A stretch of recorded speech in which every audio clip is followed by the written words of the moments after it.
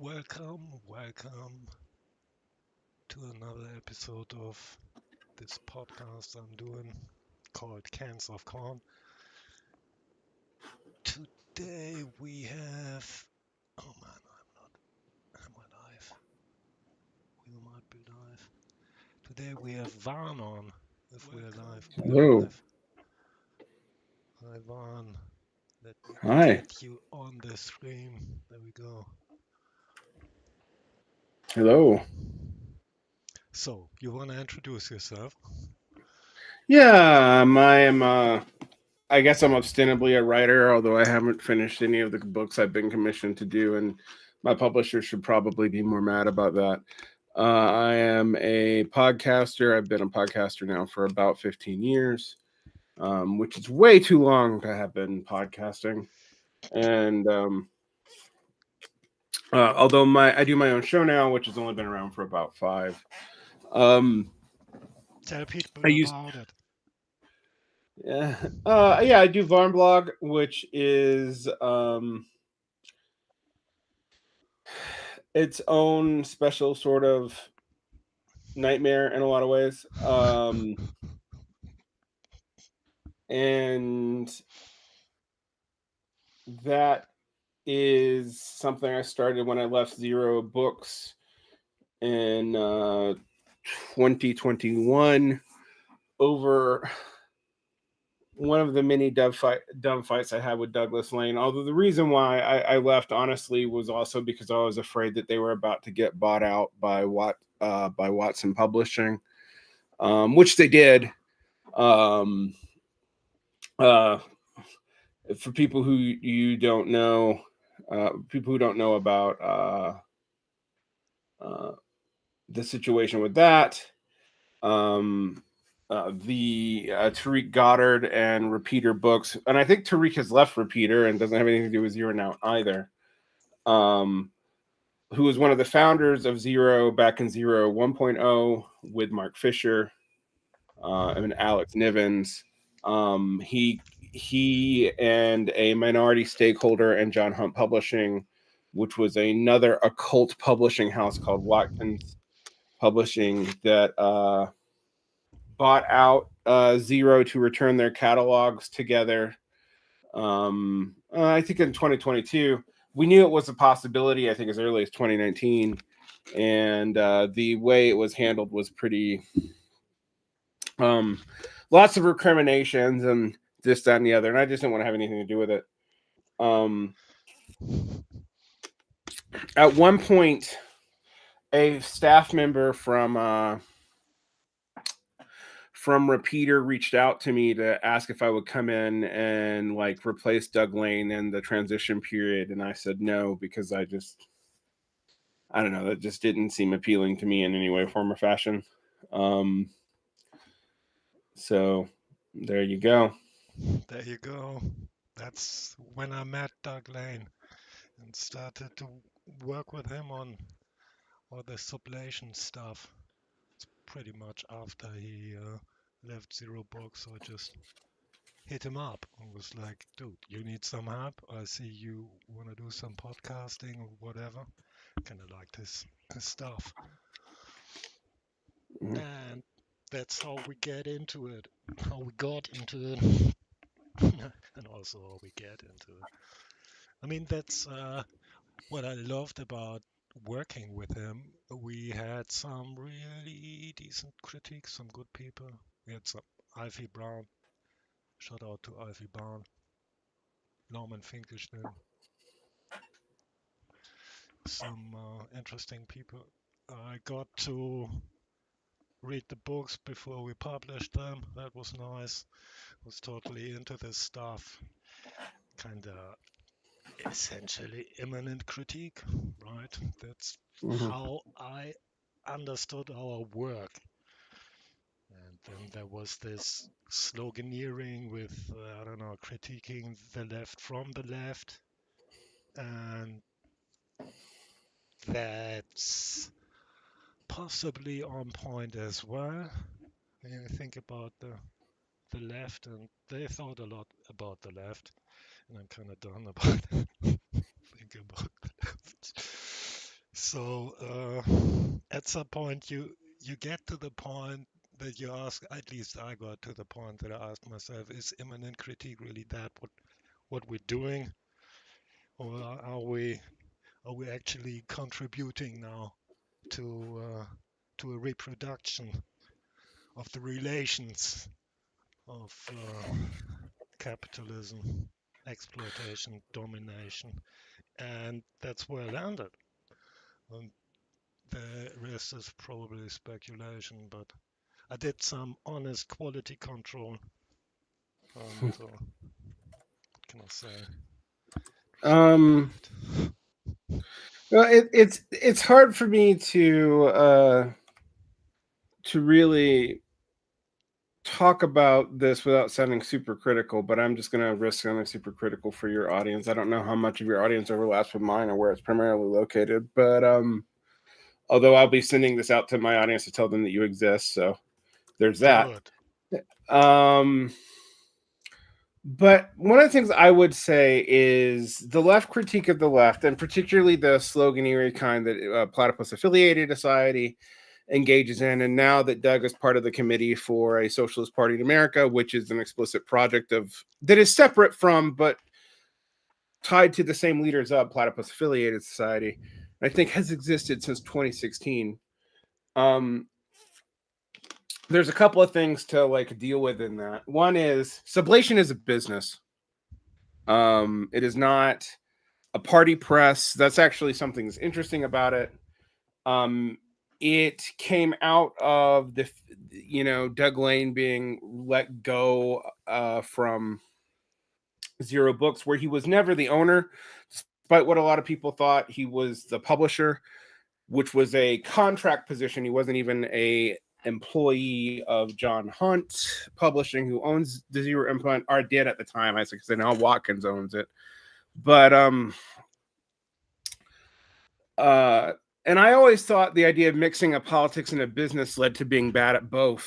And I've said it much to Doug many times, but we were still talking to each other.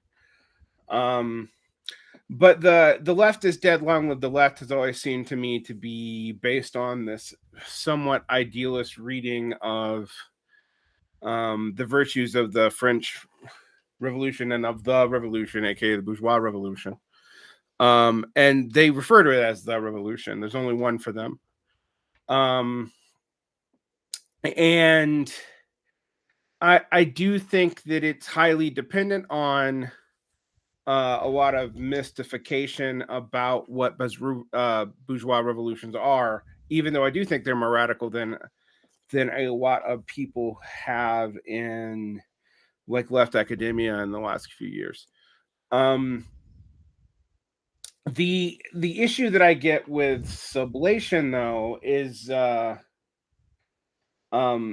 it's kind of a party press now anyway, because what keeps it afloat, at risk of maybe letting too much insider information out, is a lot of involvement with members of the Platypus Affiliated Society, both in the investment side.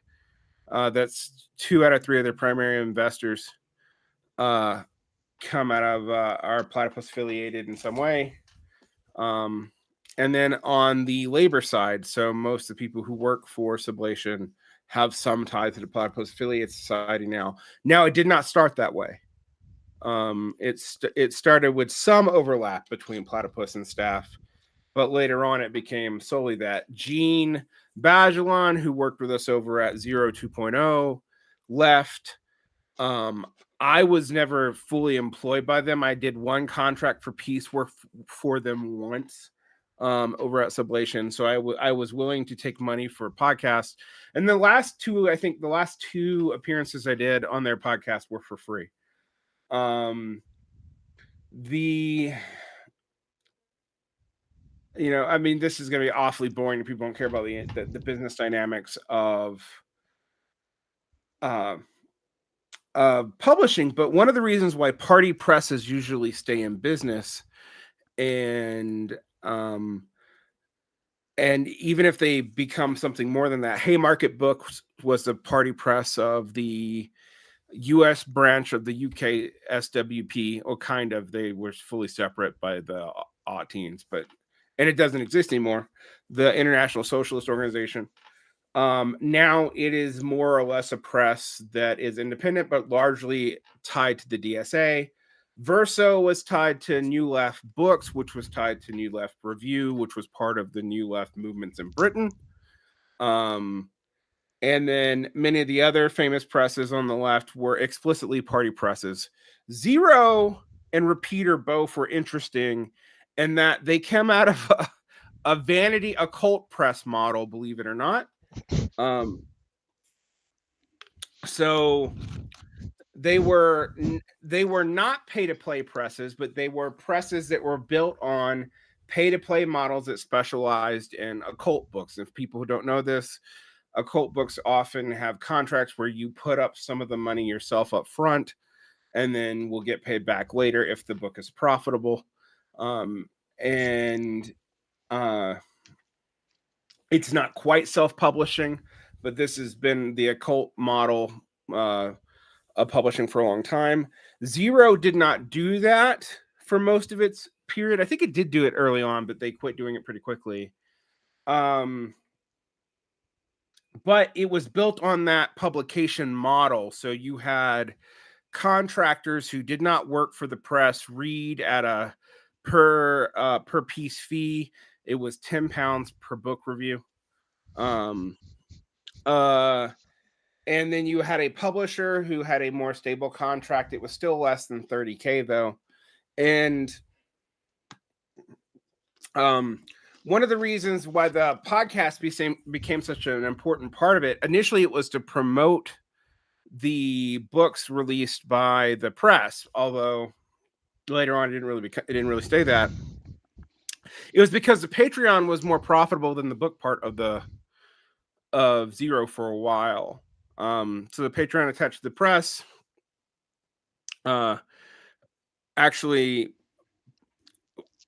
well, as far as profit margins go, so the cost to profits made was higher because it's a rent, effectively. People would be surprised how little money most books that published by Zero made. Basically, at any given time, there was only 6 books holding the making the publication, the imprint solvent.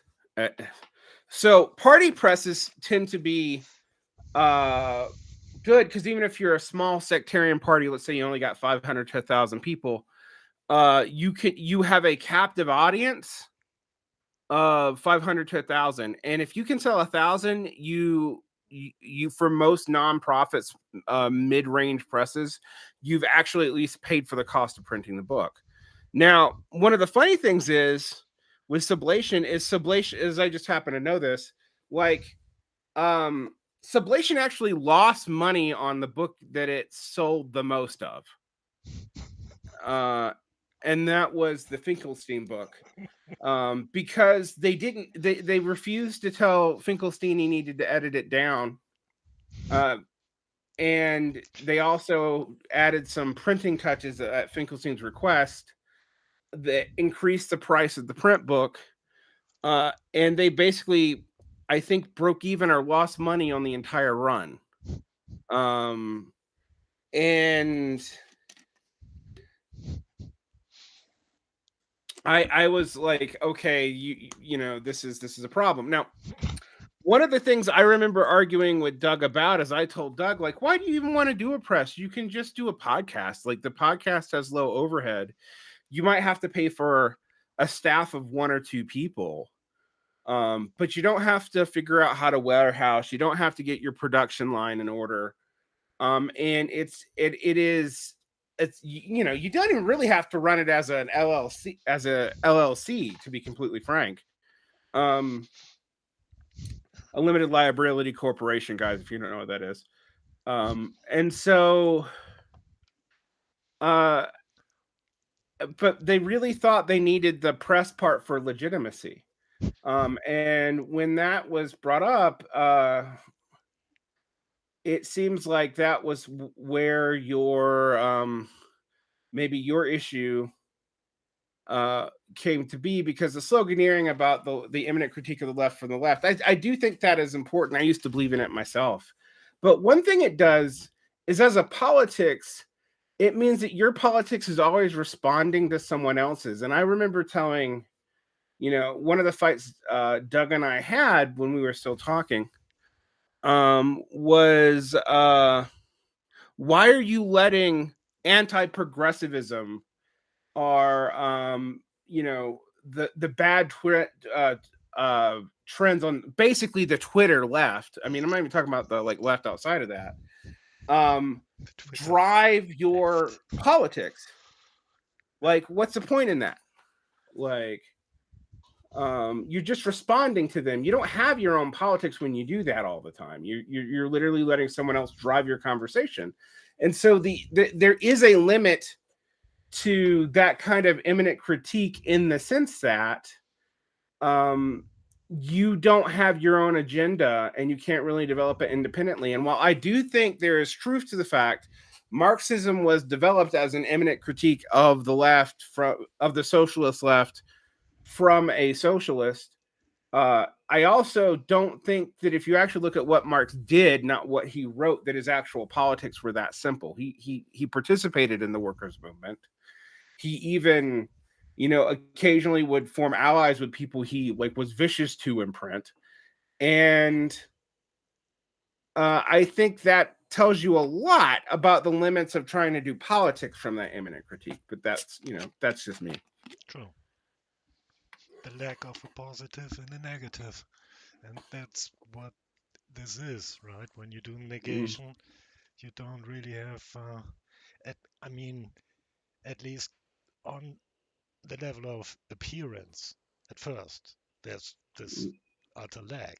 But when you look a bit closer and maybe follow for some time, you might see there's a system, there's a structure, and the structure also always gives away the solution. It just doesn't spill it out. It's still something that needs to be talked about.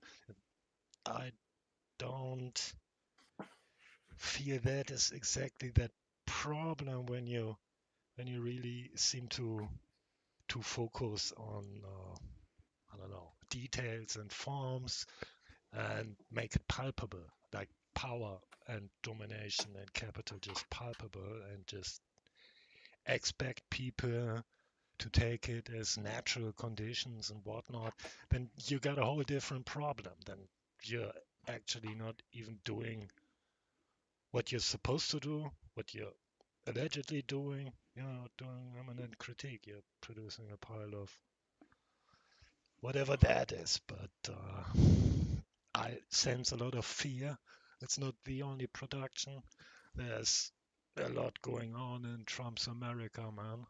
And it's easy nowadays for agents who want to get after you, after your loved ones or whatever, and by that alone render critics more silent than they maybe would be. So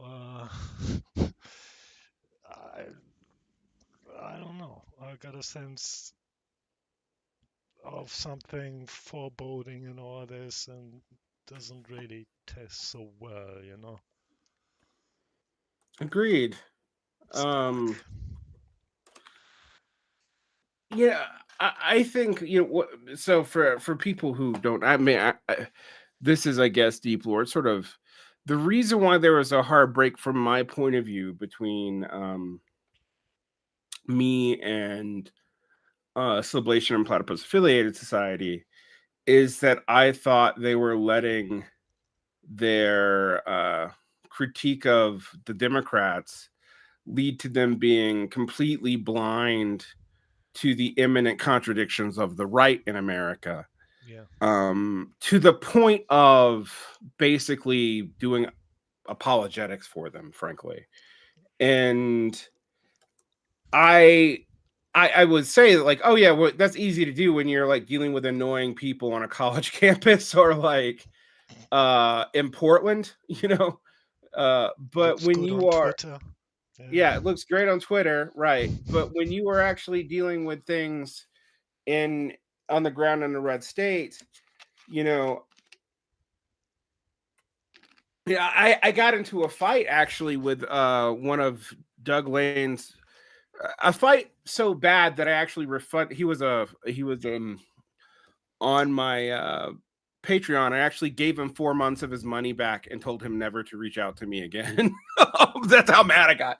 Was Because his name Steve? uh, We don't no, name it names. wasn't. Actually, you know who he is. But anyway, he's another German speaker. Oh, But really? Hi, Alex. um, um, because I was listening to this stuff about how the war in Russia is gonna end, and I'm like, no, it's not. Like, there's no both sides of this debate have a wrong idea about the leverage U.S. really has in this. And even if the NATO cut off aid tomorrow, you don't actually know that that would end everything. And a bunch of other stuff about like how public employees, are really should be held accountable. And I'm like, yeah, but they shouldn't be summarily fired off for no reason. For what exactly? So that Republicans can raid the Treasury. um it just doesn't make a lot of sense to me. uh and then I was like looking at what they were saying about economics, and I was like, this is not Marxist economics at all, and it's not even neoclassical economics. It doesn't make sense what you're actually saying. Tariffs don't work that way. The untargeted tariffs have not really don't work for developed economies. The entire world can't want an export economy, nor is it going to bring a lot of jobs back, because that's not how automation works. Like, what are you doing? And I just got told how I was secretly, like a Democrat, and I was like, you know what? The funny thing is personally, I know that Doug Lane actually voted for more Democrats in his life than I have. Um, I know that for a fact. In fact, a lot of times I used to mock him privately. I was like, "Oh, you're going after the Democrats because you're mad at yourself for falling for it over and over and over again." Um, I Could mean, be maybe this is worse. a little bit too much too inside baseball, and it's a little bit of me finally talking about the situation. But we got nasty to one another. We And will then have more of that in the Zoom. People just call in. More Jews later. but I mean, in all seriousness, I can say for basically for me, the hard break was when there was a speech given at the Independent Labor Clubs of New York about the tariffs, and I said, "Hey, I find this, economically illiterate, and you've been really having platypus affiliated come on a lot. I don't want you to stop doing that. That's the prerogative of your institution in New York. I'm not here to say that you should censor anybody, but I don't want to be a member personally if that's like you're doing that much of that kind of thing right now uncritically." And uh, because it was part of a panel, and of course Sublation ran the speech of only one of the people on the panel, didn't put the rest of it up. And I was like, this it looks really bad. And also it's just not like the economic theory behind it's not true. So I just don't want to necessarily be affiliated for that, and neither does a chapter that we were working with, a workers center that I work with here as a union person. We just, we're really hesitant about formally joining. And this is all private, and it made it onto some forums because it led to a discussion about the relationships of the Platypus Affiliated Society. And instead of coming to me about it, um, they mentioned it on their show, something that I had said to one person privately, and no one even knew outside of the organization that I was thinking about joining, because we hadn't really founded the chapter yet. And Doug Lane decided to make a point of it on one of his shows for reasons that I have no idea about, that are personally petty. And at that point, I was like, all bets are off. Like, I don't talk about your private political stuff on my show, or anything like that. And I guess I am now, but it's just like, um, I was just super pissed about it, and so much so that I was like, I don't want to hear about them. like, don't tell me if they say anything about me. Don't tell me about it. I don't care. Um,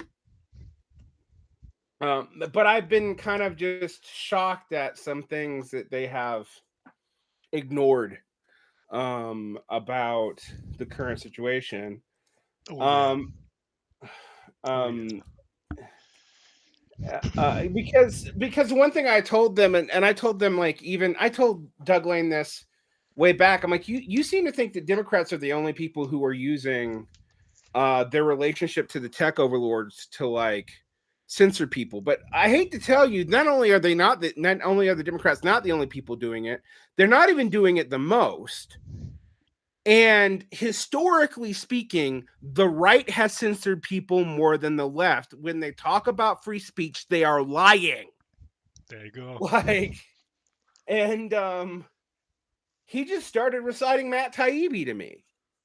And I was just like, I don't know what to do with you. Like, I mean, the iron of all this is, kind of what made Sierra Books blow up was their relationship with Michael Brooks. uh it wasn't the only thing. It's also Fisher's.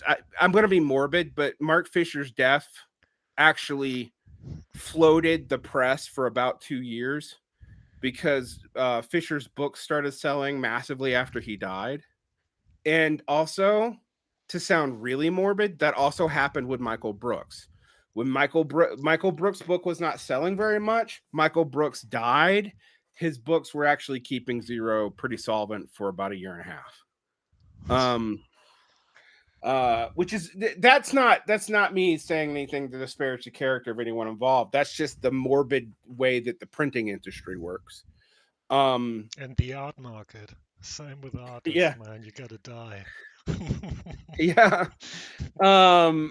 And you either got to die or you got to cause a lot of controversy, which is the other thing Yeah. that Galita Mozan and Angela Nagel both did for Zero. Abmozan was not Doug Lane. Doug Lane thought Abmozan was an anti-Semite. And Nagel was Doug. And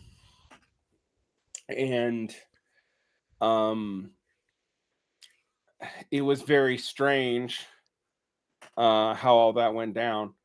But nonetheless, I mean, my point is,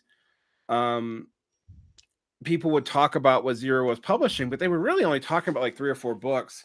But they were the books that kept everything afloat. So anyway, the irony is, though, when Michael and I met with Doug Lane at Boise, Idaho, for a conference on Jordan Peterson in 2018, we both mentioned that there was a deliberate and long-standing trend of trying to get former leftists to go to the right because they bring with them a lot of credibility and there's a lot of money in it. And that you had to be careful about taking these talking points from leaders on their face value.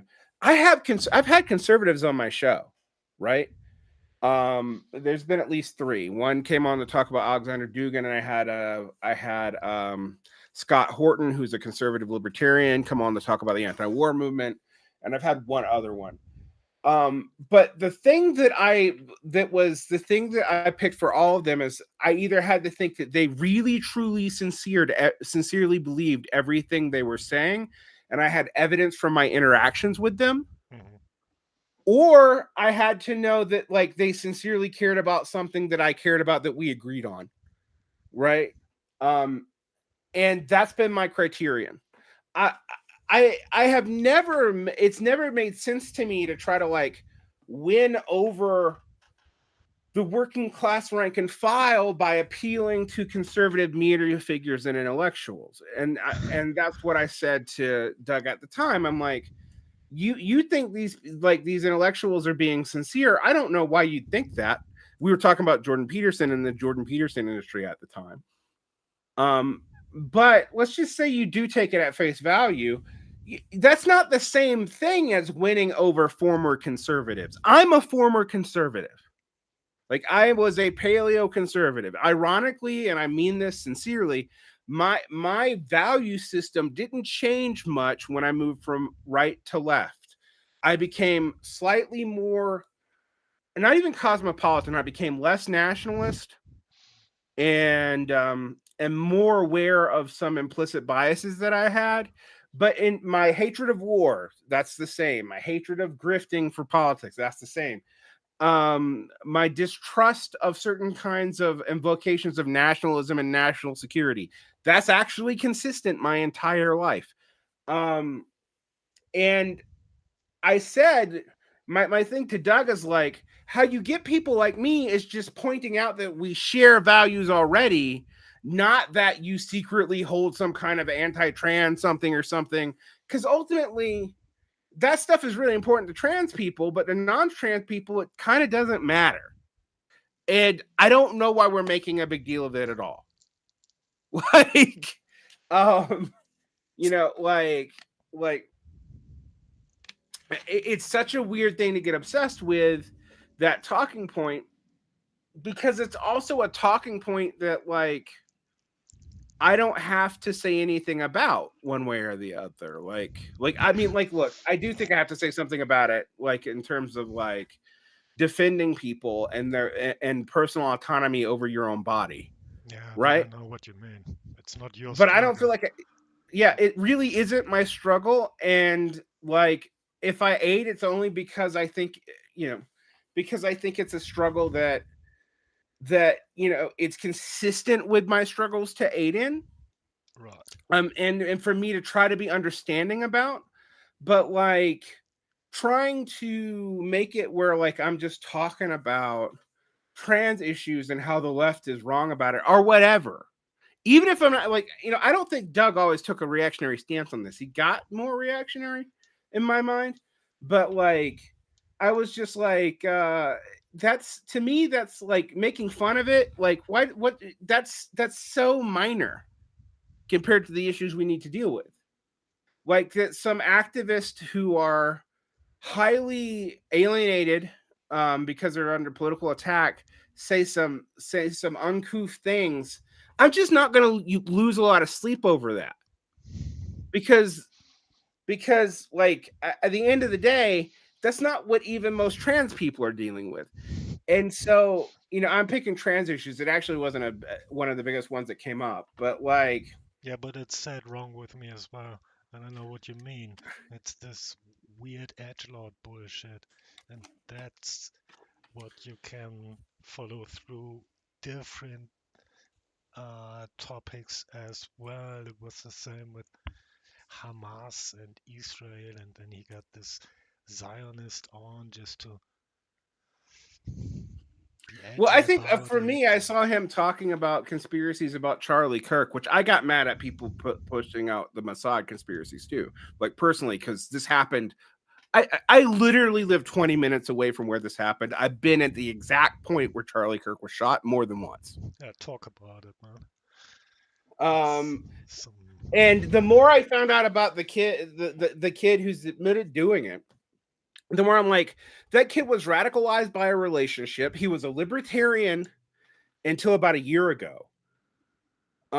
He has no ties to left wing organizations. Yes, he was radicalized by left wing means. He's also doing a shit ton of drugs, and he was not part of anything formal. And all these conspiracy theories floating around.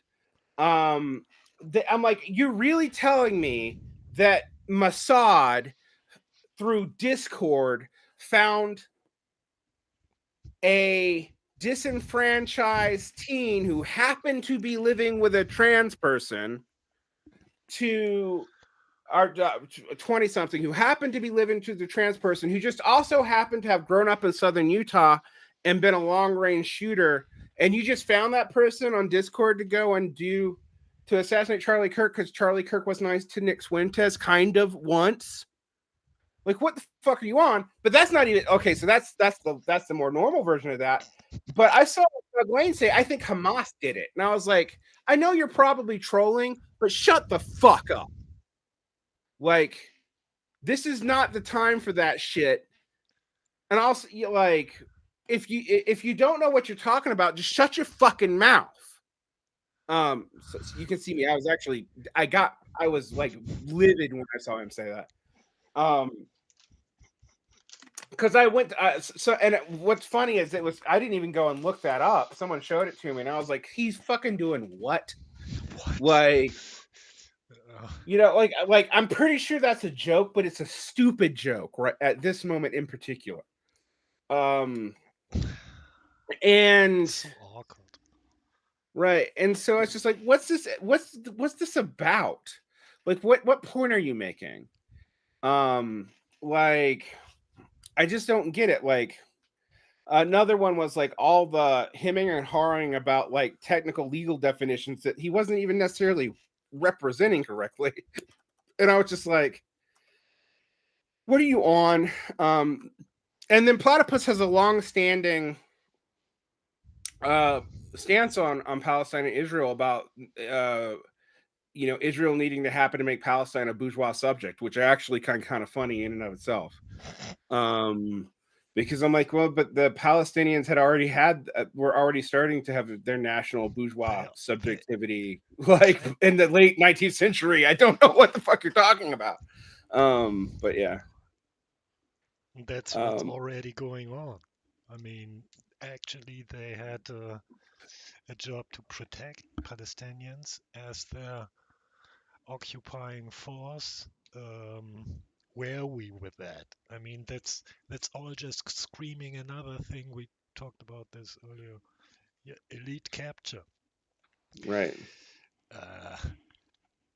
Oh yeah, no. Point, capture has been. I think I've made everybody mad lately because I've kind of said that that's true for like all the left, that you have elite capture problems across the board, and it's actually related to the overproduction of people with access to elite jobs. We call it the overproduction of elites. It actually should probably be called the overproduction of potential elites, because it's not that people are coming from elite circles. It's also like even people like me who were pulled up out of the blue collar working class. We were sold that we were going to be getting like new kind of technical jobs, and like manufacturing would be mostly done by either people in the third world or robots. Mostly actually robots, if you were going to actually like the amount of US production that's outsourced is kind of interesting, because your supply chain is going constantly in and out of the country all the time. But mainly between two countries. It's mainly between Canada, Mexico, and the United States, and then a lot of import of things not manufactured here from China. But a lot less than people realize even. But there's a lot of stuff that the Americans don't have the ability to make. But the other things I would point out to them, because they started picking up this like rejobbing thing from Trump, and I'm like, that's not going to work, because automation makes that irrelevant. We already the United States and Europe go the Eurozone. Let me be very clear here. Go back and forth between who is second to China in manufacturing. That is not a completely deindustrial society. What it is a deproletarianized society in the commodity industry, because you've and this is where like some formal Marxist economics will help you figure stuff out. Because while profit margins aren't particularly bad, real profit rates are. Look at any real commodity right now and look at their profit rates. They're actually pretty low.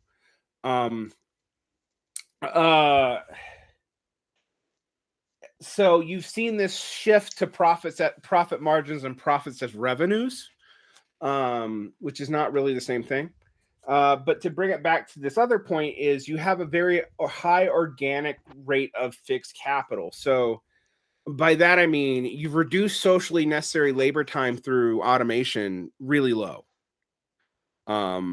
which means that competition is really high unless you have a state actor protect your monopoly, which is what you're seeing today and what they're mistakenly calling neo-feudalism. And the reason why that's a mistake is just there's a whole lot of other stuff to feudalism that has nothing to do with rents. It's a super simplified idea about what capitalism was and is and what True. feudalism was. It is a kind of a new Gilded Age, though. No, absolutely. It is, because what you're having is low investment. Hmm. Like, and people are like, oh, there's all this money in the stock market. I'm like, no, you're not seeing people invest assets into new productive capacity. They're investing assets into other assets, There you go. which is just a way to try to magnify money through fictitious capital creation. Um, and the only way it works is by leveraging debt off of illiquid capital. So, like, if you actually had to sell everything on the market, do these people really have what they say they have? No. But you can take out debt to do massive amounts of consumer spending. As one of these people in the top 10%, in the United States right now, and I think it's actually even worse in the UK. I don't know what it's like for Europe. I don't think it's good. I just don't think it's this bad. 50% of all consumer actions right now are done by the top 10% of households. 50% of the economy is in the top 10% spending radius. And it's not just bad like that, but also if you like what to break up that 10%, like it gets worse and worse and worse each, like exponentially worse about how much each step you go into above that. So, and even more so, even though 45% of the US is invested into the stock market, they're not really investors in that they could not survive off their investments. Like, yes, I have stocks in a 401k because I'm a teacher. I have a state pension. My state pension is a 401k. Which is kind of crazy when I think about it, but nonetheless. But you don't have so much debt. No. Well, actually, I do have a fair amount of debt, but it's mostly student debt that I haven't even been able to pay consistently, not for lack of money, but because the rules change every 3 days. But my point about that is with the stocks and everything is like, if you were to leverage that against my debt, I still probably have like only a few $1,000s in net worth. And I'm still in the top 40% of US households personally. Like, yeah, I work 2 jobs. I have a fairly successful, I could not live off my podcast earnings, but they're not bad. Let's just put it that way. My point is, though, in a very real and sincere way, that like I wasn't hearing them. They talk about the working class all the time, but I wasn't hearing them talking about economic conditions and at all. And they weren't talking about like, and Doug used to be really good on this stuff, but they weren't talking about like why the US empire is having the problems it's having in relationship to its productivity, and why that's leading to what Alex Hochuli would call the peripherization of the core. So like you see the kinds of things that we used to see in newer markets are in old Mao speak, the third world. We see a lot more of that in the core of capital. So informal employment, gig work, massive amounts of debt leveraging, everything's rental, et cetera, et cetera. And like, they're talking about like the ideas of liberalism. And I'm like, who gives a shit? Like, yeah, I do ultimately believe in like, equality, fraternity, and well, our solidarity. I'll degender it for equality, solidarity, and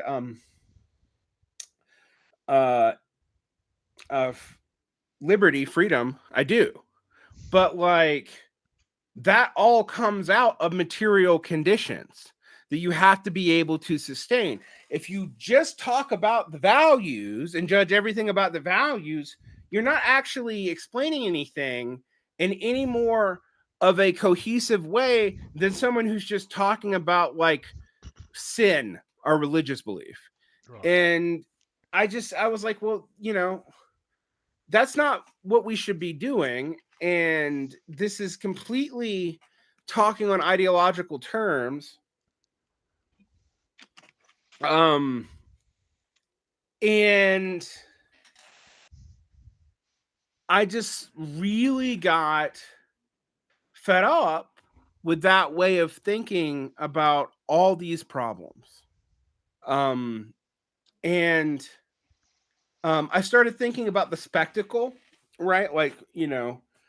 about Debord's, yeah, about Debord's spectacle. And I'm like, Debord has a lot more things to say about this, about the structures of these technologies, particularly in comments on the spectacle, that I'm seeing people talk about. Like concentrated spectacle and diffuse spectacle and the combination spectacles and all that. And I'm like, that's about economic and incentive structures and rents, right? About why that's happening. Right. And I used to critique Debord for not being, conceptually rigorous enough about what all that meant, because I do think he's got a point, but I don't think he like tied it into like media, for example. It's hard to make money off of. Why? Because it's easy to reproduce in terms of labor. It just really is. Like, particularly now, it takes me years to write a novel. It takes you 35 seconds to copy it. And it's hard to stand out with all this. Right. People are awash and stuff. Exactly. You also have a glutted market. We have more books being printed right now than ever before at cheaper purchase prices, is comparatively, to inflation. And yet we probably have the fewest people reading since the 1920s. Right. I mean, Like, go ahead. it kind of started good. I get where you're coming from, that Rousseau can't be the last card we're playing, and all that shit essentially just leads to Machiavelli and the Renaissance and all this materialist crap going on. And it's a way to kind of distract from all this stuff when you from then just jump right to the political project and leave the whole history and the whole Right. Frankfurt Right. school essentially out of the picture. And there are a lot of people who thought about this, and there's a real good point of critique essentially just waiting to get picked up. And sad Well, to I not see mean, it happen. right. I mean, it's funny because it often hurts the very project that these people care about. So, for example, I know one of the investors over at Zero wanted a more robust, less sectarian debate. He's very unhappy. Debate about, not Zero, excuse me, Sublation. About the left. And I was like, fine, I get that. But I was like, the funny thing is, dude, is like this version of Marxism like leaves a lot of the explanations out. So, for example, we talk about the labor movement. And like, if you ask Doug, who to my knowledge has never been in a union in his life, all right, why unions are failing, he probably can't tell you. All right. If you ask Chris Catrone, he'll say something about the crisis of the left, something, you left, something. Mm. All right. And I kept saying to them at the time, and they actually, and when I was in Platypus, Chris Catrone said that I was malformed, didn't understand it. And what was the last thing he said? Oh, yeah, that I was a Furibachian. He said I was a Furibachian because I would be like, one of the reasons why the union movement can't get off the ground is you just have a fundamental change in the structure of labor because of technology. You don't need 5,000 people to run a factory anymore. So unionizing a factory does not give you the kind of worker power collective action problem fix that it used to give you. And that's why when you unionize a Starbucks, I support it. I think it's great, but it will never lead to the kind of unionization power that you saw in the middle of the 20th century and in Europe in the early 20th century. And that's not just true because the problem that you have, if it's just ideological, if it's just Americans, right? You're not an American, so you get this, but unions are weaker everywhere. They're not as weak as they're in the United States, but they're weaker in Germany. They're weaker in Scandinavia. Even though they're stronger comparatively to us, but they're weaker than they were historically. Why? And there's no answer for that. Well, if you're trying to do historical materialism at all, you should actually look at the mode of production and relations of production, both, and try to come up with what changed. That's what a fucking Marxist would do. Like the ideology emerges from somewhere. Go ahead. Yeah, where did the workers go, right? I mean, right. the They're whole still production here. moved to China. I guess the unions are pretty strong there, huh? No, they're not actually, but they don't really. Yeah. They don't really exist. There's the All Chinese Workers Union, which I think like gives out flowers or something. But a lot of civic councils, right? I guess my point about about all this is like, even China's having to deal with this. Like China's handling us way better than we are. But again, like that's not saying much, honestly. Because what you're dealing with there is like you have the same automation, but you're having a massive demographic decline. It's hitting them the same as it's hitting us, except there's so many more people there. And yet they're still not trying to do what we're trying to do here in the States, which is basically float the entire economy through AI. And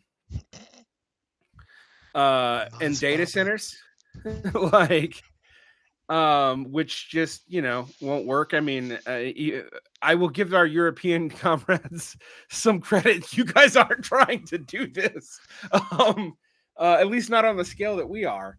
And I have been, I'm like, where's the discussion about that? Why are you discussing all these things that are superficial manifestations of these problems? Like, you're right that some of these are issues, but they're not causal. They're way downstream. And what I would get was like, well, but no one's ever going to overthrow the American government because they read Das Kapital. And I'm like, well, yeah, that's not why you do it, though. Like, you do it so that you know what you're talking about and have a plan for how to alter things as you need to alter them, not because like it just automatically leads to good politics, because it clearly doesn't. That's not the point.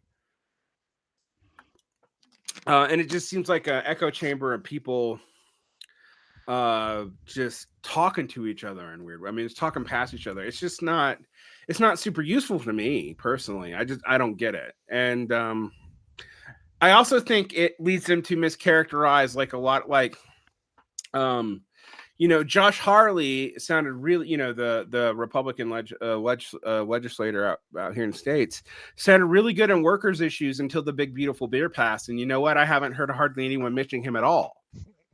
And I'm like, that's because like so much of this stuff is politically expedient in a very kind of, not even the way actual Machiavelli actually ran, like the way we imagine Machiavelli running. And that's like, why do I want to get stuck in that? That's perpetually not seeing things. And like being mad at the Democrats, I mean, like I hate them too, like truly, I kind of do. And I really get frustrated when socialists are like, when they find some socialist person in the Democratic Party, be it St. Bernie or Zora Madani or AOC, whoever, and like project all this stuff upon them that there's no systemic way for these people to do and succeed at. But also, like, even if they were completely sincere, you need mass movements to keep them accountable and building towards that. And there's no attempt to do that. And I get that that's where a lot of these people come from, but I don't understand, like, when you respond to that being bullshit and instead you just go, but why not Trump? And I'm like, well, you know what? At first, I was like, with the first Why Not Trump article by Chris Cutrone, actually didn't take that much offense to. Because I was like, well, yeah, I mean, like, it's just not, like, it's not what people are concerned about, is not what we're concerned about. But later on, like, when you're saying that now, it's like, Yeah. even if you're not a Trump supporter, why are you putting skin in this game? Because, like, it's clear that they're just trying to raid the last bits of state capacity for themselves Mm. and then create a bunch of monopolies and get out of the game. Um, Just survive to the next election if there is any. right. And like, and I'm just like, why would you be like, oh, that's going to finally cause a crisis that will engender us to Marxism? And I'm like, why? Though Yeah. it seems like that will cause a crisis that will cause everyone to hate the people who actually like tried to make excuses for this, because it's so transparent. Just like it was funny to me. Like right now, they're still talking about how everyone's secretly Democrats, and I'm like, but the funny thing is, anger at the Democratic Party has never been higher. How could you Like, be anything else? Also, I right, mean, secret right. secret Nazi. Mhm. Okay. Well, I mean, actively ignore. I mean, this is the thing with like with some of this. I'm like, dude, there are people who we are finding out have active Nazi sympathies, even in an ironic way, that we're no longer just like randos on the internet. Like, and I have 1,000 people to blame for that. And I don't think, Same here. right. I don't see like pretending like that isn't happening is helpful to anybody. Like, even if you don't think it's like the most imminent threat. And actually, I personally don't think that's the most imminent threat. I'm more concerned about the kind of conditions that would make that more viable to Yeah. the general public. Um, but why are you gonna ignore it? Like it's something else. But anyway, that's why I had such a hard break. Um, I wish everyone involved well. If they get a socialist party off the ground, that'll be great. I highly doubt they will, because everyone else has tried to do it the same way. And they've even tied this explicitly to sublation as a business. And I'm sorry, but a political party should not also be, or a committee for a political party should not be directly attached to a for profit entity. Um, and if you're not going to be working with the unions, and you don't have labor parties and socialist parties traditionally, I mean, like Germany is the case point example for this, come out of the needs of various unions to coordinate themselves and act as a political unit. Um, that's how the Labor Party formed in Britain. That's how the SPD formed in Germany. Um, so trying to form a committee to form a sect, I don't see the point in that. I just don't understand it. I don't know why anyone even try that. There's no reason to believe it would work. But anyway, Nice grift though. Plus you get a sect on the side. Maybe you get to be the guru. One of those. yeah. So some people really do want to be a guru. I would like, I actually don't personally like guru relations. I think it's maybe I have not monetized myself correctly or whatever, but I personally just like politically, I don't want people that dependent on me anyway. You can do it, Uh, man. You can be a sellout too. yeah, I've never quit my day job. Let's just put it that way. Uh, I won't all right, either. No.